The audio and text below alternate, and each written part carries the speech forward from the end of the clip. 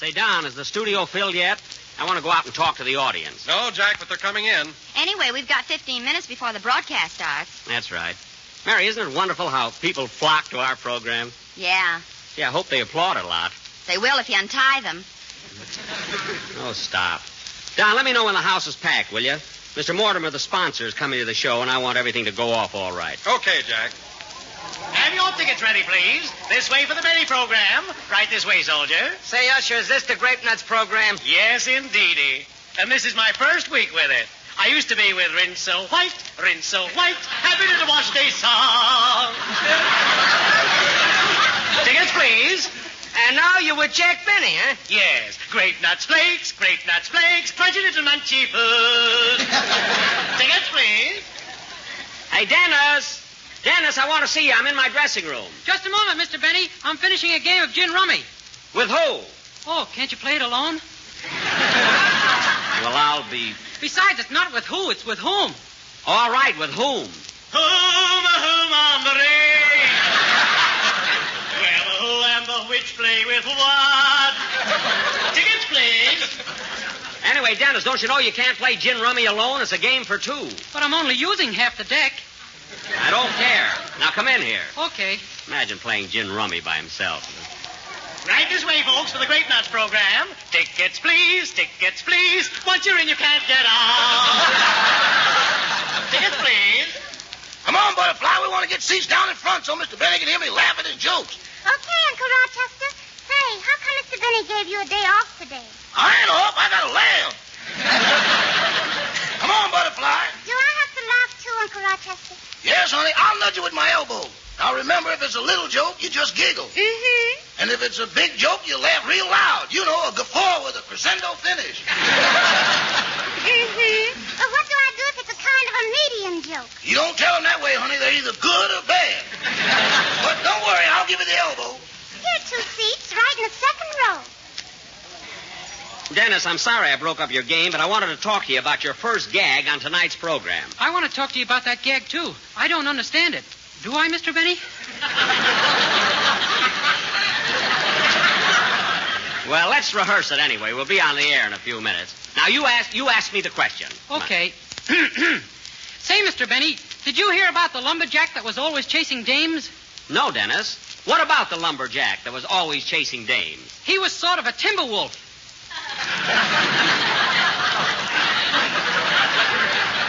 Well, there you are, kid. I wish I was taller. Those jokes go over my head. Dennis, let me explain it to you. Lumberjack, always chasing dames. Lumber, timber. Chasing dames, wolf. Timber wolf. Ow! See? Oh, now I get it. Your feet hurt from chasing dames. Well, look, Dennis, when we come to the gag, just tell it and don't worry about it. Okay. Hey, Jackson. Oh, hello, Phil. You know, I was just thinking. Now, if we get a laugh on the program and it runs too long... Yeah? Well, then maybe I can cut the allegro movement of my orchestra number and just leave in the pizzicato for the violins. Yes, you could. And then if we have to, I can fade the last 8 measures to pianissimo and then segue maybe to the andante. Well, that's swell, Phil, but we'll only do it if we're stuck for time. Say, Jackson. What? Isn't it funny how we fool our audiences and make them think I'm a dumb guy and don't know anything about music? Yeah. Well, that's show business. You know, next week I might even play something classical, just to show the people I can do it. That's a swell idea, Phil. What would you play? Oh, I don't know. Something by Rimsky-Korsakov or Verdi or Schubert or Ernest Hemingway. Ernest Hemingway? I had to mention him. He's the guy that taught me how to pronounce Rimsky-Korsakov. Oh, I should have known you couldn't get past Rimsky without help. Well, I'll see you later, Jackson. Okay. Tickets, please. Tickets for the Benny program. Tickets, please. Just a minute, mister. Yes? You've got to have a ticket. Well, I don't believe I need one. I'm Mr. Mortimer, the sponsor. Oh, come now, chum. You can think up a better one than that. But it isn't necessary. I really am the sponsor. Look, buddy, all I know is I got a uniform with 3 pockets. And if they ain't full of tickets at the end of the show, I lose my job. So don't hold up the line, please. Well, I'll just go to the stage door. I'm sure I won't have any trouble there. Good luck, mister. Tickets, please. Oh, Mary! Mary! Yes, Jack? I want to see you a minute. Will you come into my dressing room? Okay, but you'll have to leave the door open. Oh, don't be silly. Well, what do you want, Jack? Mary, our sponsor, Mr. Mortimer's in town. He's coming over to catch the show. Be on your toes, will you? Oh, you and your sponsor. With all the money you make on Christmas cards, what are you worried about? Well, he's one of my best customers. I thought so. Say, Jack, I'm glad you called me in. I'd like to talk to you about that corny gag you want me to do in the first spot. It's awful. What corny gag? The one where you say to me, say, Mary, since tonight is Halloween, what shall we have for dinner? Uh-huh. Then I say, let's take the inside out of a frankfurter and have a Halloweenie.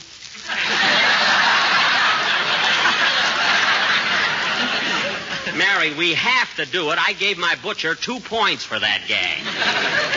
Anyway, what's corny about it? That's the kind of stuff that made Fred Allen. You just don't know comedy, that's all. If you... Hello? Long distance? Yeah, she's right here. It's for you, Mary. Plainfield, New Jersey. Oh, it's Mama. Fine time to call 5 minutes before my broadcast. It's all right. She never listens to it anyway. Hello? Oh, hello, Mama. Well, I'm fine. Gee, it was nice of you to call me all the way from Plainfield. What? You want me to call Papa and tell him dinner's ready? Well, why don't... Oh, you're not speaking to him. Yes, Mama. Jack had a wonderful trip through Africa. Yes, that's what he's calling himself now, Old Blood and Guts. What? What'd you say? All right, what's so funny? Mama wants to know where you got the blood. Tell her I got it all over. Ha, ha, ha. Mama, Jack says he's got it all over. Yeah, I think it does, too. I'm going out. I've had enough of this. Say, Mama. All times to call somebody up. So, Jack, the house is packed now if you want to go out and talk to the audience. Okay, get Phil and Dennis and tell them to stand by, will you? But, lady, I don't need a pass. I'm Mr. Mortimer. Look, mister, I got a job here watching the stage door, and nobody gets in without a pass. I know that, but I'm Mr. Benny's sponsor. I don't care if you're a grape-nut flake. You gotta have a pass. Jack, we'll be on there in 5 minutes. You better get out on stage. Okay. Hey, Uncle Rochester. What is it, Butterfly? Mr. Benny don't look so very old. I think he's tall, cute, and handsome. You're looking at Mr. Harris, honey. See, his hair is curly. Well, what kind of hair has Mr. Benny got? Mr. Benny's hair is... Uh-oh. I'm in for it. I still got it in my pocket.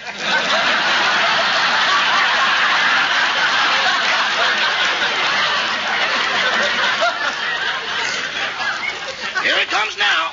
When I give you the elbow, laugh, honey. Well, well, well. Hello, everybody.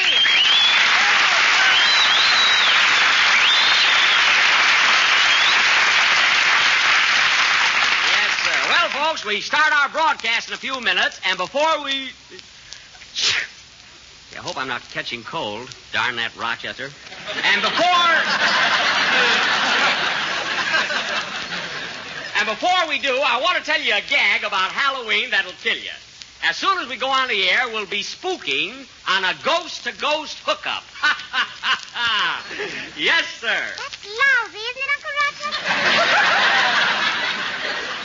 It sure is, honey, but here's my elbow. Well, it took you a little while. Took you a little while to get that gag, but I'll wait. Well, folks, in about 20 seconds we'll be on the air. So just relax. No use all of us being nervous. But I'm Mr. Mortimer, and I'm Jack Benny's sponsor. I don't need a pass. I don't care who you are. As long as I'm the janitor, you can't come through the window. All right. Nobody admires efficiency more than I do. Stand by, Jack. We're all set. All right, Don. Let's go. The Grape-Nuts and Grape-Nuts Flakes program, starring Jack Benny with Mary Livingston, Phil Harris, Dennis Day, Rochester, and yours truly, Don Wilson.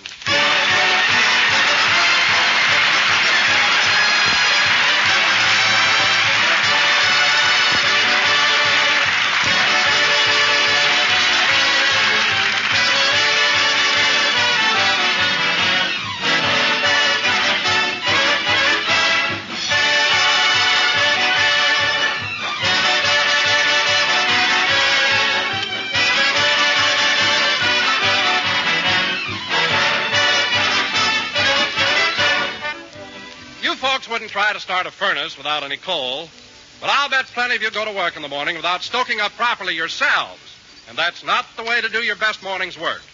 Nutrition experts say that we need at least 1/4 of our day's nourishment at breakfast, and they also say that an adequate breakfast should include a cereal with whole grain nourishment.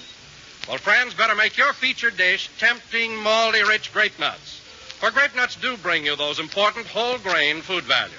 And Grape-Nuts are so delicious, you'll enjoy them more every time. They have a distinctive sweet-as-a-nut flavor and a crisp, crunchy texture that makes them fun to eat.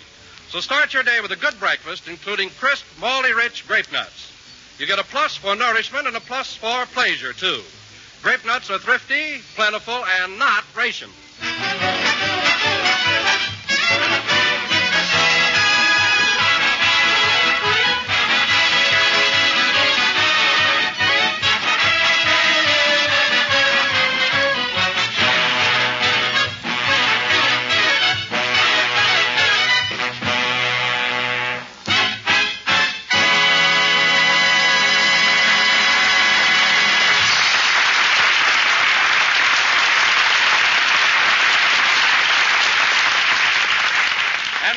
Ladies and gentlemen, since tonight is Halloween, we bring you a man who can't wait till it gets dark so he can ring doorbells, tip over ash cans, and write, "I love Jack Benny" all over Bob Hope's house. Jack Benny!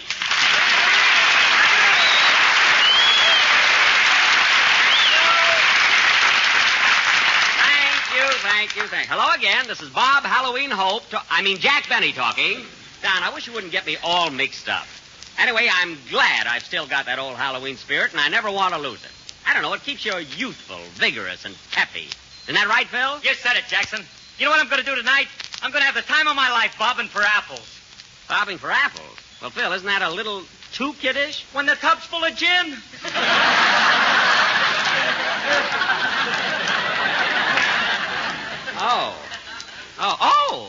I didn't know. Wait a minute, Phil, you mean to say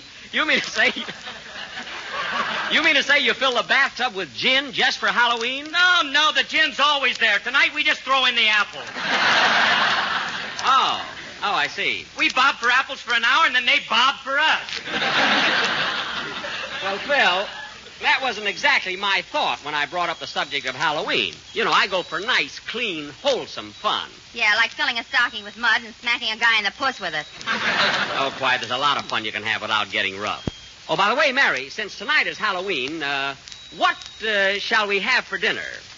Let's take the inside out of a Frankfurter and have a Halloweeny. Oh, Livingston, you're a fool, you girl.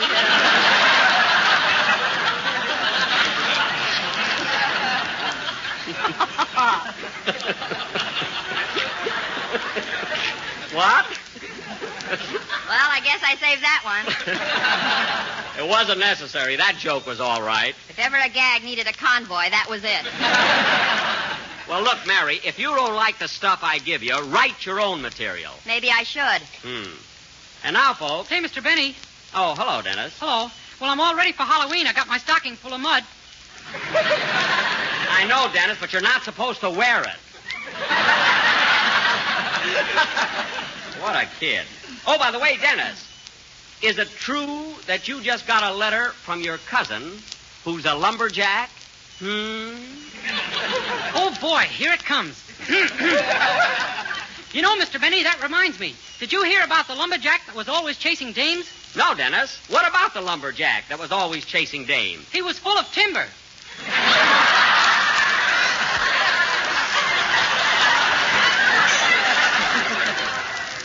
What? He doesn't get it, folks. Look, timber, lumber.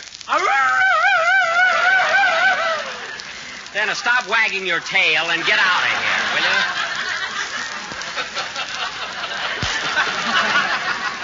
And now, folks... Oh, brother. And now, folks, I'd like to announce that next Sunday night we will broadcast from the Marine Corps Air Station in the Mojave Desert, where we will do all of our... Come in.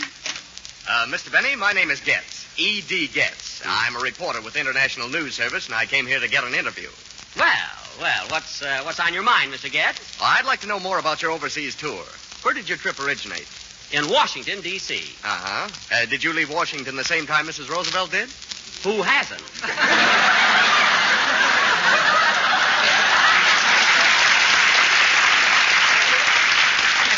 Well, kind of got one in there myself, didn't I? Did you go direct to North Africa, or did you make stops on the way? Well, Mr. Getz, I went to Miami, Florida first, where we stopped for about 3 hours. Then we went on to Puerto Rico. I'm sorry, honey, my elbow slipped.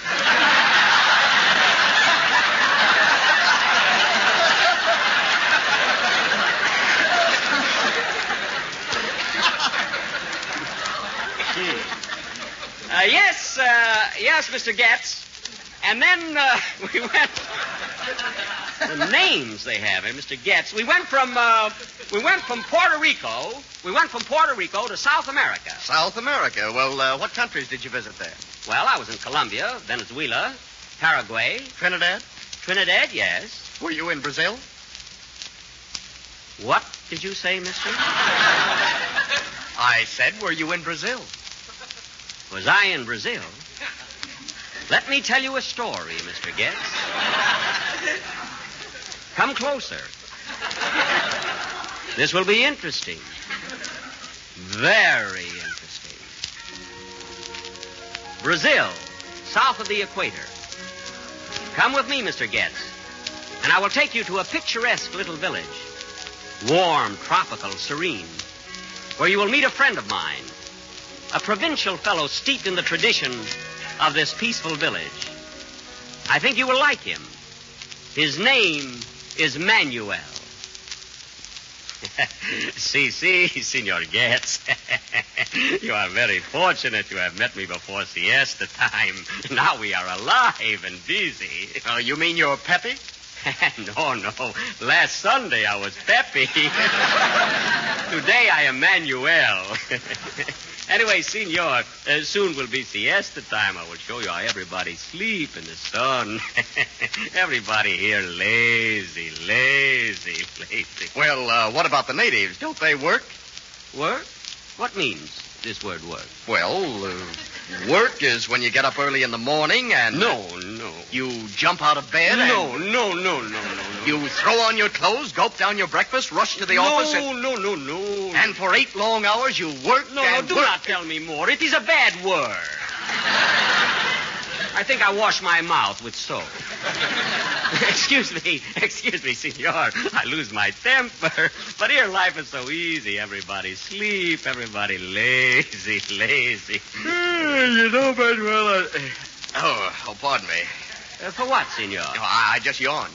Oh, it is you who must pardon me, senor. I forgot to say Gesundheit.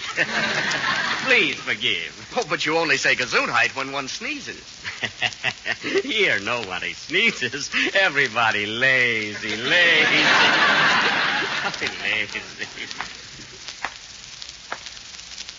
Oh, hello, Pedro. That senor was my best friend, Pedro. Well, why didn't he say hello to you? Oh, he say hello to me yesterday. Today is my turn.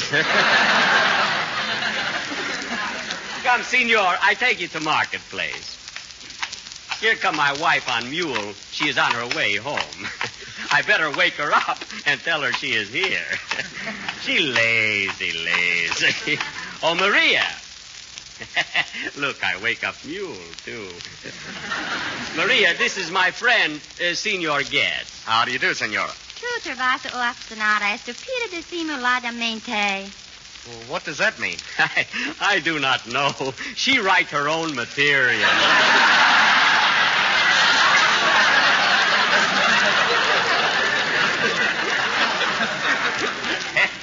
You know, Mr. Getz, I must tell you, last week, I called my wife. I call her my little cobra. Then I say Claudette Cobra. I make what you call ad-lib. You know, I ad-lib like Senor Eddie Cantor, you know. He got 5... He no lazy. He ad-lib. Oh, look, here come my boy Deniso. Deniso, I want you to meet my good friend, Senor Getz. Hello, Deniso. See. You know, Senor, Deniso, very funny boy. Deniso, tell Senor joke about your cousin Rodrigo. This is very funny. Go ahead, Deniso. See? Tell him, Joe. My cousin Rodrigo, he is a tree surgeon, and now business it is so good he is branching out.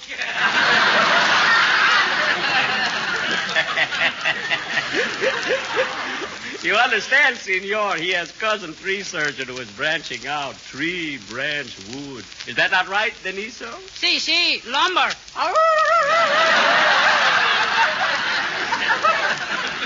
Senor, it is hard to believe, Deniso, he has such a beautiful voice in his head. Deniso, sing for my good friend.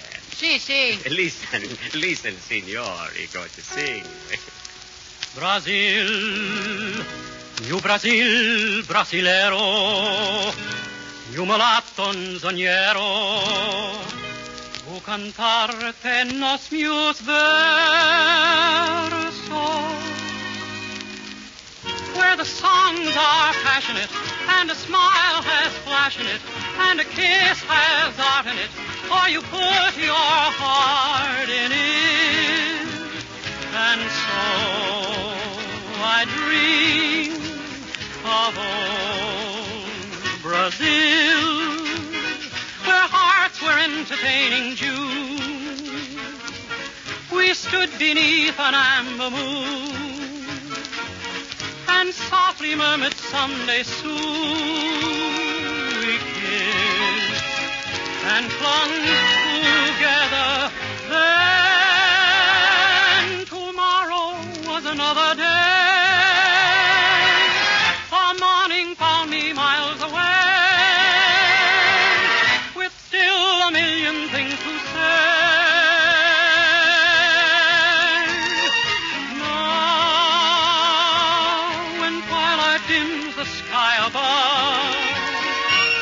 Recalling thrills of our love, there's one thing I'm certain of. Return I will to old Brazil.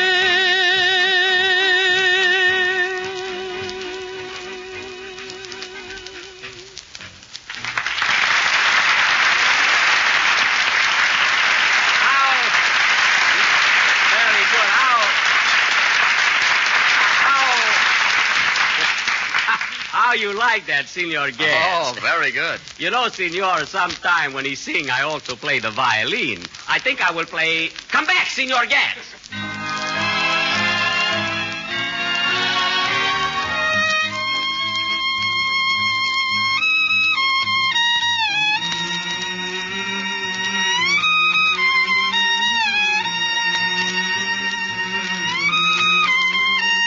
Grape-Nuts flakes, good to munchy on. Grape-Nuts flakes, for your lunchy on. Grape-Nuts flakes, try a buncheroo. Grape-Nuts flakes, nice and crunchy too.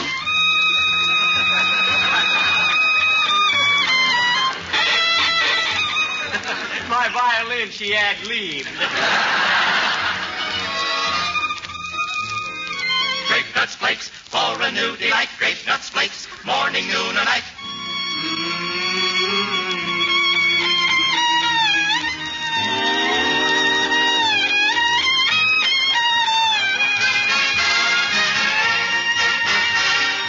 Grape-Nuts flakes, they are so delish. Grape-Nuts flakes makes a tasty dish. Grape-Nuts flakes, right in calories. Grape-Nuts flakes pays our salaries. Grape-Nuts flakes, babies cry for it. Grape-Nuts flakes, please apply for it. Grape-Nuts flakes, Jack would die for it. Grape-Nuts.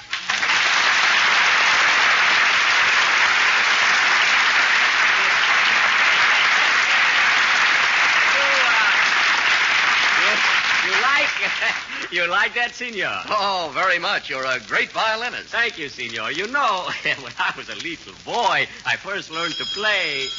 What is that? Well, it sounds like a telephone bell. Oh, that's impossible. We have no telephone. But I answer it anyway. Hello? Si. You are where, Senor Mortimer? That is my sponsor. He is calling from the El Schwab drugstore. He no come to the broadcast. He lazy. What you say? Oh, I'm sorry, Senor Mortimer, you could not get into the broadcast. Maybe it is for the best. No, there were not many laughs. No, senor. The jokes, they were very good. But the audience, they were lazy. Lazy people. Goodbye, senor. He nice man. My sponsor. If he not too lazy, maybe he pick up my option. Come, Senor Getz, I take you to my house. We can rest up before we go to sleep.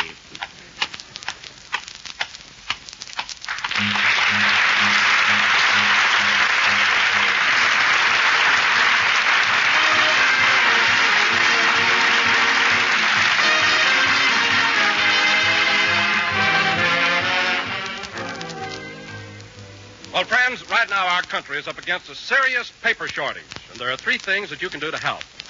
Sell your supply of waste paper to a junk dealer, donate it to some local charity, or see your local salvage committee about having it collected. And here's what you can do to help save precious paper right at the source. Buy as many foods as possible in large-size packages instead of the smaller ones, because it takes less paper per pound of product to pack in the larger sizes. And did you know you do yourself a favor, too, by getting Grape-Nuts flakes in the large-size package? You save up to 14 cents on every dollar spent when you buy Grape-Nuts flakes regularly in the large package instead of the smaller one.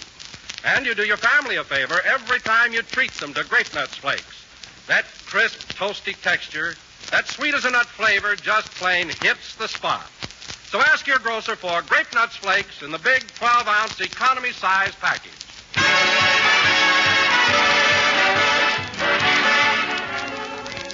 Ladies and gentlemen, tonight the Hollywood Canteen is celebrating its first anniversary.